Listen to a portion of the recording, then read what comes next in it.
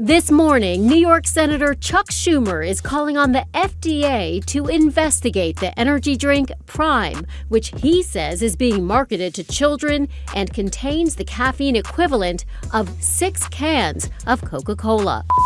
This morning, there's a new warning for parents and kids about energy drinks. Maybe you've seen Prime Energy on social media. Yeah, Brandy Smith explains why the drink is getting so much negative attention. Schools are actually banning it. A year ago, Prime was more than just a drink. It was a badge of status. Kids weren't drinking it. They were showing it off. School hallways became trading floors. Parents bounced from store to store like it was Black Friday. Shelves were wiped out in minutes, while resellers demanded ridiculous prices for a single bottle of blue raspberry. For a short time, Prime crossed the line from beverage to full-blown obsession. But hype doesn't last forever. And when Prime began to crack, it didn't disappear quietly. It fell apart in public, loudly, chaotically, and fast. What once looked like the future of sports drinks quickly unraveled. Lawsuits piled up, schools banned it, government stepped in, partnerships collapsed, and demand fell off a cliff. In under 2 years, Prime went from a billion-dollar breakout to a clearance-style joke. This is how it happened. To understand the collapse, you first have to grasp how explosive the rise was. Prime didn't launch like a typical product. It hit the market like a cultural moment. In January 2022, internet giants Logan Paul and KSI, former rivals turned business partners, unveiled Prime Hydration to the world. On paper, Prime was framed as a cleaner, healthier sports drink designed to take on giants like Gatorade, Body Armor, and Powerade. But the real edge wasn't the formula inside the bottle. It was the names printed on it. Logan Paul and KSI weren't just founders. They were the marketing machine. Between them, they controlled tens of millions of followers across YouTube, TikTok, Instagram, and Twitter. While traditional beverage brands poured millions into advertising, Prime flipped the model. The creators became the campaign. Every vlog, post, and TikTok served as an ad. Prime didn't need commercials. It was the content. The branding was built for virality. Neon colors, agressiva fonts, high-contrast labels that looked less like hydration and more like a video game skin. Prime didn't resemble a sports drink. It looked like something ripped straight out of Fortnite or Roblox. It was made to dominate shelves and blow up on phone screens. Then came the most powerful move of all: artificial scarcity. Early on, Prime was intentionally difficult to find. Supply was limited. Demand was whipped into a frenzy. Grocery stores were overrun. Clips of people sprinting down aisles went viral. Kids traded bottles at school like collectibles. And resellers flipped flavors for $50, $75, even $100. Entire supermarkets gained online clout just for restocking. This wasn't hydration culture. It was sneaker culture with electrolytes. And it worked. By mid-2023, Prime reportedly surpassed $1.2 billion in global retail sales. The brand locked in major legitimacy plays, landing partnerships with Arsenal Football Club and the Ultimate Fighting Championship, officially becoming their hydration sponsor. For Logan Paul and KSI, it looked like a historic win, the biggest beverage breakout since Monster Energy. But underneath the hype, the foundation was already shaky. Prime's core audience wasn't athletes. It wasn't marathon runners, gym regulars, or people serious about hydration science. It was kids and teenagers, young fans treating bottles like Pokemon cards, not performance fuel. That alone wasn't fatal, but it made what followed almost unavoidable. Then Prime Energy entered the picture. And that's where everything changed. Prime Energy launched with nearly identical branding. The same loud colors, the same bold bottles, the same visual language. The only real difference was inside the can. 200 milligrams of caffeine. That's roughly 6 cans of Coke, about 2 Red Bulls, or nearly 2 cans of Monster Energy.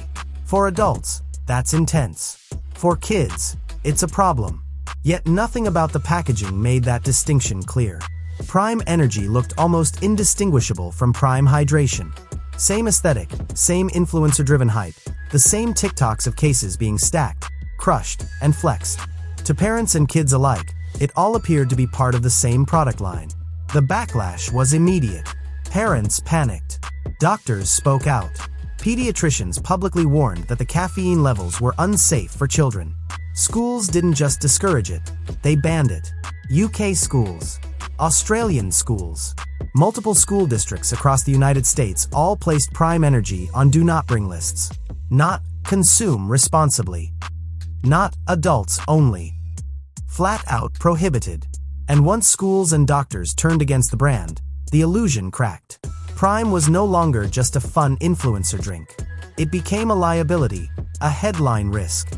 From there, the momentum reversed fast. What once felt unstoppable started to look reckless. The same tactics that fueled Prime's rise, youth-focused branding, hype-driven scarcity, influencer amplification, now worked against it. Parents stopped buying. Schools shut it out. Regulators took notice. Demand cooled. And shelves stayed full. This morning, New York Senator Chuck Schumer is calling on the FDA to investigate the energy drink Prime, which he says is being marketed to children and contains the caffeine equivalent of 6 cans of Coca-Cola. Logan Paul tried to regain control of the narrative. He said Prime Energy was intended for adults, even stating it clearly on his podcast. But it didn't matter. The cans still looked like the coolest thing in the drink aisle. The branding was identical, and the hype was still aimed at the same audience that built Prime in the first place: kids. Once people spotted that contradiction, everything shifted. Prime was no longer just a hydration drink. It was a high-caffeine product wrapped in kid-friendly visuals. In that moment, Prime crossed a line, the line between hype and responsibility. Our energy product says 18 plus on the label. It's also marketed 18 plus on every single social media we post that we do from the Prime page. And it's an industry standard amount of caffeine. It has 200 milligrams of caffeine, and that's nothing revolutionary or out of the ordinary. It's the same amount as Gatorade's Fast Twitch. It's the same amount as Celsius, and even less, 100 milligrams less than Bang Energy. What we're doing is comparable to every other competitor in the market. Well, a small warning on the back of Prime Energy drink says the product warns it's not recommended for those under the age of 18 or people sensitive to caffeine. And the backlash was only getting started. Once the hype cooled, the lawsuits followed, and they came fast. Meanwhile, in another part of Wales, a primary school blamed Prime Energy for causing a cardiac episode in a pupil. Teachers warned parents after the student had to have their stomach pumped. Prime Energy have not commented, but doctors say that they wouldn't recommend high caffeine drinks to under 18. The first major legal hit came with a PFAS lawsuit, a class action accusing Prime's grape hydration flavor of containing forever chemicals that don't break down in the human body and have been linked to long-term health risks. The suit claimed the detected levels exceeded California's legal limits for drinking water. Prime denied the allegations, but the damage was already done. For parents, this wasn't a risk worth taking. A brand that had marketed itself as clean, healthy, and better for you suddenly didn't feel safe. Then came the second lawsuit, this time over false advertising. It centered on a tweet from Logan Paul claiming Prime contained 0 toxins. That single statement became legal ammunition. Lawyers argued the claim was misleading. No food or drink can truly promise 0 toxins. The suit alleged Prime exaggerated its purity to appeal directly to kids and health-conscious parents. The third lawsuit hit harder than any before. A family claimed their 14-year-old was hospitalized after drinking 2 cans of Prime Energy. According to the filing, the teen suffered heart palpitations, chest pain, and severe dehydration, requiring urgent medical care. This wasn't a lab report. It wasn't a marketing debate. This was a child in a hospital bed. Instantly, the conversation around Prime shifted. It was no longer just online controversy. It had become a question of real-world harm. Soon, multiple state attorneys general launched inquiries into Prime, investigating whether the brand had marketed adult-level caffeine to minors through packaging that mimicked hydration drinks and influencer campaigns popular with kids. For a company built on youth-driven hype, this was a full-scale PR disaster. And things were about to get even worse, because none of those cases would hit Prime as hard as the next one. The supplier lawsuit pulled back the curtain on what was really happening behind the scenes. Prime had partnered with Refresco, one of the world's largest beverage producers, to scale production. According to the lawsuit, Prime committed to massive minimum orders, reportedly promising to purchase up to 90% of an entire production line's output. To meet that demand, Refresco invested millions. They built custom bottle molds, retooled a production facility, expanded staffing, upgraded machinery, and dedicated enormous resources, all based on Prime's projected sales. Then the hype collapsed. Sales slowed. Trends shifted. Demand dried up. And according to Refresco, Prime allegedly stopped paying for the order volumes it had committed to. The manufacturer was left with millions of dollars in unused capacity, and they weren't willing to absorb the loss. Refresco sued Prime for $68 million, accusing the company of breaching its contract. But the most damaging part wasn't the lawsuit itself. It wasn't the lawsuit that hurt most. It was the leaked internal emails. Emails allegedly sent by Logan Paul discussed pivoting aggressively to international markets before Prime had even stabilized in the United States. That's not confidence. That's panic. The language of executives who know momentum is collapsing and are trying to outrun the fallout by expanding abroad before the domestic market fully turns.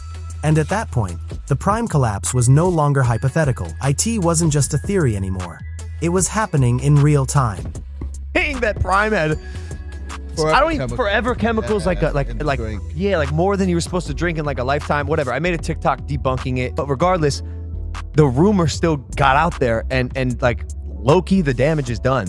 And now, even though we're in this lawsuit, whether it's true or not, people think it. And so the lawsuit got dismissed. The plaintiff does have a chance to amend it, but she's chosen not to. She's coming back with one like really weak-ass claim that's probably also going to get dismissed. But it's just like an example of like people reaching, trying to get attention, make a quick buck on a frivolous lawsuit that actually has no merit or is based in nothing, and we're not going to settle. Oh, the caffeine one, where plaintiff said there was like a crazy amount of caffeine, like that didn't meet what we said on our label in Prime Energy, which is 18 plus and has 200 milligrams of caffeine. That one also got dismissed. And when the hype faded, the numbers told the story. Prime's downfall wasn't just scandal or online drama. The data revealed a collapse so steep it barely seemed real. UK sales reportedly dropped nearly 50% between 2023 and 2024, and some retailers saw weekly Prime Energy sales plunge by as much as 92%. Online reviews mirrored the same trajectory. On Amazon, Prime went from near 5-star ratings in early 2023 to an average of just 2.7 stars by late 2024. Customers complained about changing formulas, inconsistent quality, extreme sweetness, and a strange chemical aftertaste. Search interest dropped more than 70% year over year. TikTok mentions dried up. The hype engine stalled. Resellers who once treated Prime like gold were suddenly stuck with unsellable stock. Retailers slashed prices. 12 packs of Prime Hydration fell from around $25 to under $10, and still didn't move. In 2023, parents were fighting over Prime in grocery stores. By 2025, stores were fighting to get rid of it. The hype wasn't cooling. It was dead. And then the government stepped in. That's when it was over. The moment Prime drew federal attention, the brand had crossed into dangerous territory. Senator Chuck Schumer sent a formal request to the FDA, calling for an investigation into Prime Energy's caffeine levels and marketing practices. His message summed up the controversy perfectly. The cans looked like hydration drinks, but hit like a double espresso. Suddenly, Prime was being discussed alongside alcohol and tobacco in regulatory conversations. Some retail chains even began carding customers for Prime Energy. Anyone who looked under 25 had to show ID. A drink that had once functioned as playground currency, traded by middle schoolers like rare Pokemon cards, was now treated as an age-restricted product. In response, Logan Paul and KSI released a joint video promising to cooperate with regulators. But when a Senate committee invited them to testify, neither showed up. The absence didn't just look bad. It reinforced the idea that Prime wasn't ready for real-world accountability. It's tempting to blame Prime's collapse on lawsuits or caffeine controversies. But those were symptoms, not the disease. The real problem was a toxic mix of arrogance, overconfidence, and a fundamental misunderstanding of the beverage industry. Influencer hype can sell the first bottle. Only taste and trust sell the second. Prime didn't have repeat buy power once the novelty wore off. Parents didn't trust it. Health experts criticized it. Teenagers grew out of it. You can't market a kid-friendly brand and quietly introduce 200 milligrams of caffeine in nearly identical packaging.